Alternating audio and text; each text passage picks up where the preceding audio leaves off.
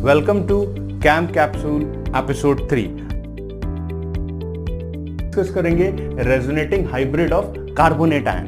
Carbonate ion का formula होता है CO3 2-। अब अगर इसका रेजोनेटिंग स्ट्रक्चर कार्बोनेट आयन का देखेंगे तो ध्यान से देखिएगा, कार्बोनेट आयन ये नेगेटिव चार्ज इधर की तरफ शिफ्ट हुआ, डबल बॉन्ड से ये चार्ज इधर की तरफ शिफ्ट हुआ, तो इसका पहला रेजोनेटिंग स्ट्रक्चर हुआ यहाँ पे डबल बॉन्ड और इस स्पीशीज के इस ऑक्सीजन के ऊपर नेगेटिव चार्ज। अब यहाँ पे देखोगे तो ये चार्ज इधर की तरफ शिफ्ट हुआ तो पाई बॉन्ड हुआ, और हमारे पास ये जो डबल बॉन्ड है इधर की तरफ शिफ्ट हुआ तो नेगेटिव चार्ज। अगर कार्बोनेट आयन के ये 3 रेजोनेटिंग स्ट्रक्चर्स होते हैं, इन तीनों स्ट्रक्चर्स को किसी एक स्ट्रक्चर में दिखाने के प्रोसेस को हम रेजोनेटिंग हाइब्रिड स्ट्रक्चर बोलते हैं। अब रेजोनेटिंग हाइब्रिड स्ट्रक्चर में आप देखोगे तो ये कार्बन में जितने भी सिग्मा बॉन्ड है उनको हम पहले ड्रॉ करने की कोशिश करेंगे।